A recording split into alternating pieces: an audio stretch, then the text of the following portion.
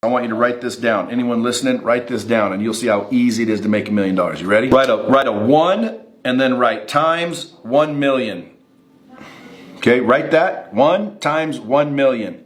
Now write 10 times 100,000. Now write 100 times 10,000. Now write 1,000 times 1,000. Now write 10,000 times 100.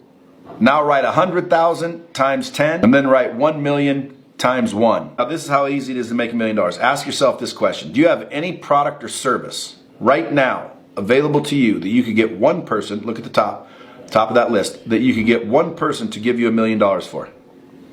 No. Okay, go down. Cross that one out, by the way.